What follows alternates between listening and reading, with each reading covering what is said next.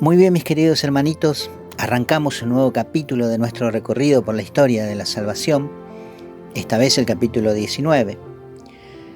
Y habíamos dejado la historia del pueblo de Dios ya liberado e instalado ahora en lo que fuera el territorio de Jericó, la tierra de los cananeos. El pueblo israelita, comandado por Josué y por la mano poderosa de Yahvé, pudo al fin invadir la ciudad y tomarla, después de que cayeran los fuertes muros que protegían la ciudad, de una manera extraordinaria, como solo Dios puede hacer.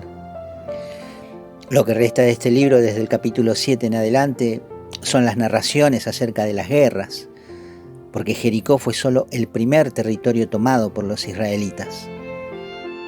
Yahvé les había prometido mayor extensión, pero al igual que Jericó, estas estaban ocupadas por otros pueblos.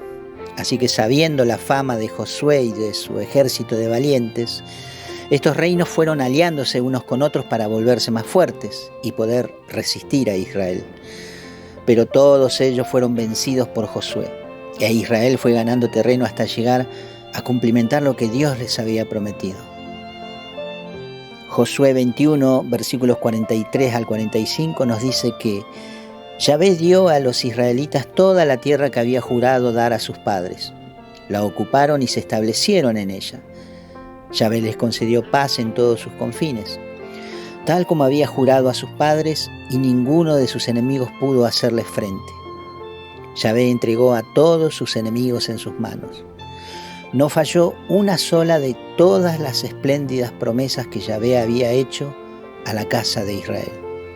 Todo se cumplió. La manera en que estas líneas nos hablan de Israel es brutal. Nos muestra un pueblo que vence cuando Yahvé Dios va con ellos al combate. Pero la manera en que Israel trata a los vencidos es terrible. No solo destruyen y queman todo a su paso, sino que pasan a cuchillo a todos sus habitantes, incluidos mujeres y niños. Incluso hay un episodio en este capítulo 7 del libro de Josué en donde se descubre a un integrante de la tribu de Judá que cometió una falta al quedarse con un manto que le había gustado y con algo de plata y oro del enemigo. Y como Yahvé había dado la orden de destruir todo, al desobedecer los abandona e Israel pierde una batalla importante. Cuando se descubre al culpable, esto está en los versículos 23 al 26, se lo separa a él y a toda su familia, a sus hijos, a sus hijas, su ganado, su tienda, y se los hace subir a un valle en donde todo el pueblo israelita los apedreó hasta matarlos a todos, y luego queman sus cuerpos en una hoguera. Y la verdad, queridos hermanitos, comprendo que es muy difícil digerir para nuestra imagen que tenemos en nuestra mente del Dios misericordioso este tipo de conducta tan salvaje de su pueblo. Porque además el capítulo finaliza diciendo que de esta manera Yahvé se calmó del furor de su cólera.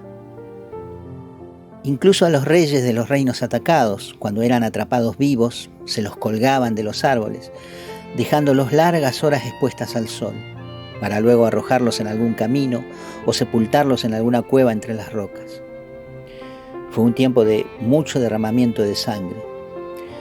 Y les confieso que dudé mucho en mencionar estos hechos en este recorrido, pero como sé que si ustedes se meten a leer estas hojas lo van a encontrar, creo necesario ir con la verdad de los textos, más aún comprendiendo que Dios en realidad no necesita que lo defienda ni que lo justifique.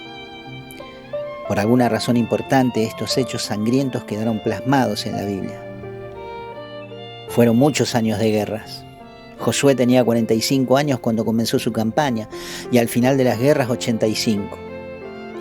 El resto del libro nos habla de las reparticiones de la tierra para cada tribu hasta llegar a ocupar todo el territorio alcanzado. Josué muere a los 110 años y el pueblo queda dirigido por jueces puestos por Dios. Es el libro que sigue a este capítulo. Pero quiero hacer hincapié en algo de lo que hemos visto en capítulos anteriores y que por cuestión de tiempo no hemos podido meditar en profundidad. Y ahora es un buen momento, porque tiene relación con lo que pasó en las guerras. Sabemos que cuando Moisés va contra el faraón y éste se niega a dejar libre al pueblo israelita, Dios desata 10 plagas sobre Egipto. ¿Se acuerdan? Y sabemos que la 10ª fue la que definió la salida de Israel, la muerte de los primogénitos. Yo no sé ustedes, pero yo me pregunté, ¿por qué Dios se molestó en mandar 9 plagas antes de la que fue la efectiva, la 10ª, la muerte de los primogénitos? ¿Por qué tantas vueltas, tantas idas y venidas con el faraón, tanta demora en mostrar su poder pudiendo hacerlo en un solo acto? Yo les había dicho en su momento que este enfrentamiento entre Moisés y el faraón fue algo más que una rivalidad entre pueblos.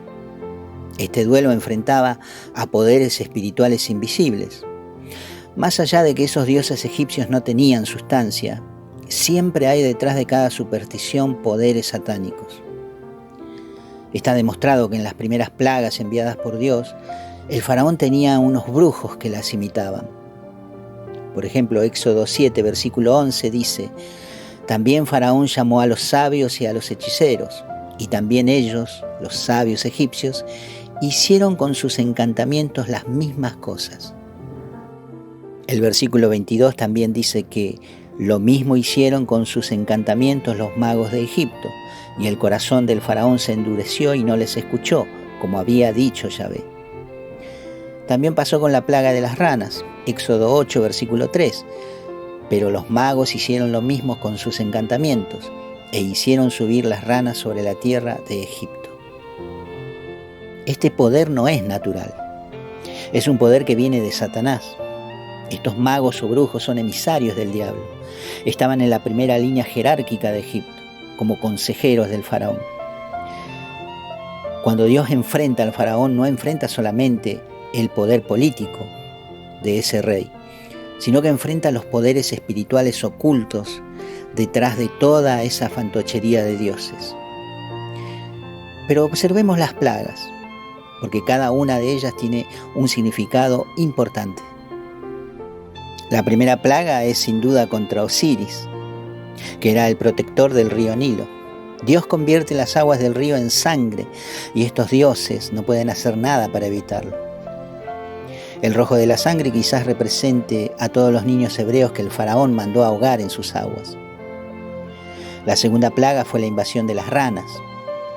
Y la rana, por ejemplo, era considerada sagrada por los egipcios, por lo que no podían exterminarlas. Al crecer deliberadamente en número, afectaron la economía agrícola de los egipcios. La invasión de los mosquitos y las pulgas y luego los tábanos fue un ataque directo a la protección de sus dioses, Geb y de Dua-Uru. La peste que ataca a todo el ganado y los mata es un ataque directo a su diosa Hathor, a la que se le representa como una vaca con un disco solar y está asociada a la renovación y a la fertilidad. Las densas tinieblas fueron un ataque directo a uno de sus dioses principales, Ra, el dios del sol, y el resto de las plagas hizo lo mismo, desprestigiar en el pensamiento de los judíos a estos supuestos dioses. Porque de esto se trataba, de quitar del pensamiento de los israelitas que estos dioses fuesen reales. Por esta razón fueron 10 las plagas enviadas por Dios. Miren, hermanitos, la superstición es algo que está presente en muchas personas, incluidos algunos cristianos hoy en día. Dentro de la religiosidad de estos tiempos puede que haya algo que roce lo supersticioso, porque todos buscamos de alguna manera la protección para nuestros hogares. Ya en tiempos de los Gálatas, por ejemplo, había surgido un culto a los ángeles, y del cual San Pablo tuvo que ocuparse en aclarar para que el pueblo no cayera en ese pecado. Las supuestas cábalas deportivas que escuchamos por televisión, el uso de un color determinado en la ropa, las cintas rojas que llevamos en la muñeca, amuletos y tatuajes y muchas cosas más. A todos estos elementos a los que se les atribuyen supuestos poderes, son algunas de las cosas que deberemos revisar. Pero más allá de estas cosas que mencioné y a los que podemos caer inocentemente, también hay quienes directamente tratan con poderes ocultos para pretender conseguir algo que desean mucho o hacer algún daño a alguien que no les cae en gracia. Estos hábitos son tremendamente peligrosos. Recurrir a un curandero, a un mano santa o a un adivino ha sido siempre, desde siempre en el campo de la fe, una ofensa a Dios y un gran perjuicio para quien se involucre. Por eso digo, cuidado, hermanitos. Satanás es muy astuto y querrá hacernos caer en estas cosas también. Todo el territorio de Canaán era habitada por pueblos politeístas, al igual que Egipto. Eran idólatras y algunos rendían cultos horrorosos con prostituciones de niñas, sacrificios humanos y todo tipo de idolatría. Por eso Yahvé le dice al pueblo en el desierto: cuando llegues a la tierra que Yahvé tu Dios te da, no hagas pacto con ellos ni con sus dioses. No habitarán en tu tierra, no sea que te hagan pecar contra mí, pues dando culto a sus dioses, caerías en un lazo. Esto está en el libro del Éxodo, capítulo 23, versículos 32 y 33. Y Éxodo 34, versículos del 12 al 16 dice: guárdate de hacer pacto con los habitantes del país en que vas a entrar, para que no sean un lazo en medio de ti. Al contrario, destruirás sus altares, destrozarás sus estelas y romperás sus columnas. No te postrarás ante ningún otro Dios, pues Yahvé es un Dios celoso. No hagas pacto con los moradores de aquella tierra, no sea que cuando se prostituyan tras sus dioses y les ofrezcan sacrificios, te inviten a ti y tú comas de sus sacrificios. Y no sea que tomes sus hijas para tus hijos, y que al prostituirse sus hijas tras sus dioses, hagan también que tus hijos se prostituyan tras los dioses de ellas. Digo todo esto, hermanitos, en este capítulo, porque en el que viene vamos a meternos de lleno en el tema de la idolatría y la infidelidad de Israel. Llegar a la tierra que emana leche y miel no significó paz para los judíos. Hay un Dios terreno, el Dios de este mundo, que no quiere soltarlos. El enfrentamiento se pondrá peor y conoceremos en estas líneas a los Baales, figuras de los dioses de la antigüedad que dominaban muchos de esos pueblos. Surgirán también los héroes de la historia sagrada, que realizarán grandes proezas en defensa de la fe en Yahvé, como Débora y luego Sansón. Aún queda mucho recorrido para llegar al Salvador prometido, ese que vendrá del propio linaje israelita y finalmente aplastará la cabeza de la serpiente. Mientras tanto, mantengamos la luz encendida, unidos en la fe, porque todo esto que estamos aprendiendo sin duda afectará nuestra fe de manera positiva.